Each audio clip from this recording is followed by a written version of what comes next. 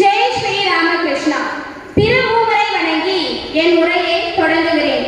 வணங்குதலுக்கும் போற்றுதலுக்கும் உரியவராக விளங்கும் மரியாதைக்குரிய நம் திருமணத்தின் தலைவர் தவதிரு சுவாமிஜி அவர்களுக்கும், தலைமை ஆசிரியை அவர்களுக்கும், இருபால் ஆசிரியர்களுக்கும் மற்றும் மாணவ செல்வங்களுக்கும் என் வணக்கத்தை தெரிவித்துக் கொள்கிறேன். கடந்த மாதம் 22ஆம் தேதி ஞாயிற்றுக்கிழமை அன்று நம் திருமணத்தில் அன்னையார் ஜெயந்தி மிக சிறப்பாக நடைபெற்றது. அன்று குழந்தைகள் இல்லாத காரணத்தால் இன்று நம் பள்ளியில் இவ்விழா நடைபெற்று வருகிறது. இதனைத் தொடர்ந்து நான் பேச வருகிறேன் அன்னையாரின் சில வாழ்க்கை நிகழ்வுகளை பற்றி. கருங்குழல் அவிழ்ந்து தொங்கும், கண்களில் கருணை பொங்கும், அருள்முகம் நாளம் ஓங்கும், ஆடையும் தலைமேல் வாங்கும், கரங்களில் வளைகள் தங்கும், கற்பிணிக்கு அரசி, பூவின் சரக்குடை காமம் தீண்டா அன்னை ஸ்ரீ சாரதா தேவி வாழ்க வாழ்க. அன்னையாருடைய பிறப்பு மனப்பான்மை பற்றி ஒரு சில காட்சிகள். குரு தேவனுடைய பெருவாழ்வை பல்வேறு விதமா கணிக்கிறாங்க. ஆனா அன்னையாரை பொறுத்த வரைக்கும் தியாகத்தின் பெருமையையும் துறவின் நேர்மையையும் போதிப்பதாக இருக்கிறது. இதை அன்னையார் பல முறை வெளிப்படுத்திருக்கிறாங்க.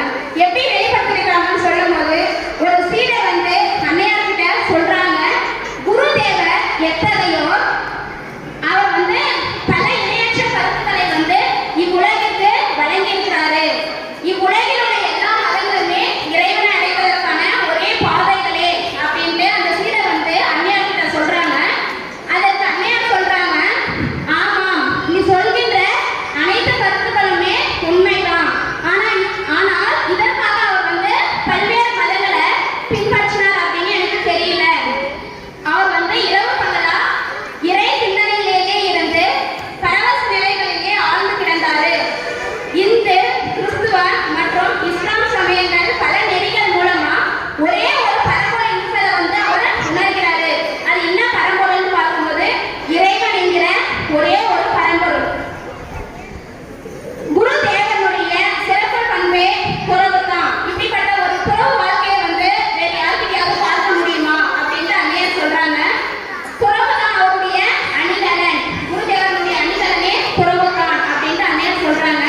இப்படிப்பட்ட துறவு வாழ்க்கையை அன்னையாரா தன்னுடைய வாழ்க்கையில இயல்பாக கொண்டிருக்கிறாங்க. அன்னையார் குருதேவர் மீது வைத்திருந்த அன்பு எல்லையற்றது. அதற்கு அளவே இல்லை.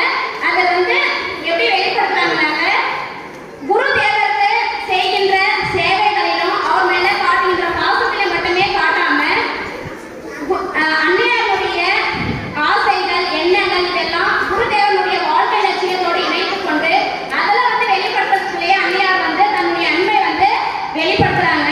இதை ஒரு சிறிய காட்சி மூலம் காண்போம். அதாவது குருதேவனுடைய பக்தர்கள் லட்சுமி நாராயணன் அப்படின்ற ஒரு மார்வாடி இருக்கிறாங்க. அவர் ஒரு நாள் குருதேவனுடைய படுக்கை விரிப்புகள் ரொம்ப அழுக்கா இருக்கிறத பாக்குறாங்க. பார்த்தப்புறம் அவர் ஒரு யோசனை வைக்கிறாரு. என்னன்னாக்க, குருதேவனுடைய பேர்ல வங்கியில ஒரு 10,000 ரூபாயை போட்டு வைத்து அதிலிருந்து வரும் வட்டியை குருதேவர் தம் செலவுகளுக்காக பயன்படுத்திக்கிட்டோம் அப்படின்னு சொல்லிட்டு அவர் இந்த யோசனை குருதேவர் கிட்ட சொல்றாங்க. ஆனா குருதேவர் இந்த வேண்டுகோள் ஏற்றுக்கல. ஏன்னாக்க துறவே உருவாக இருந்த குருதேவர் இந்த வேண்டுகோளை ஏற்றுக்காம எனக்கு இந்த பணம் தேவையில்லை, ஒருவேளை சாரதை விரும்பினால் வாங்கிக் கொள்ளட்டும் அப்படின்ட்டு சொல்லிடுறாங்க. அப்புறம் சாரதை கிட்ட கேட்கிறாங்க. சாரதையும் சொல்லிடுறாங்க, எனக்கும் இந்த பணம் தேவையில்லை, நான் வாங்கினாலுமே இந்த பணம் குருதேவனுடைய சேவைகளுக்கு தான் செலவாகும், அதனால் எனக்கும் இந்த பணம் தேவையில்லை அப்படின்னு சொல்லிட்டு இதன் மூலமா அன்னையார் தன்னுடைய அன்பினை வெளிப்படுத்துறாங்க. அடுத்ததாக கருணை கடலாகிய அன்னையாரின் அன்பை வெளிப்படுத்தும் ஒரு சிறிய காட்சி. வினோத் விகாரி சோம் என்ற ஒரு இளம் மாணவன் இருக்கிறான். அவன் தன்னுடைய பள்ளி படிப்புக்கு அப்புறமா போயிட்டு ஒரு நாடகத்துறையில சேர்வான். நாடகத்துறையில சேர்ந்தப்புறம் அவன்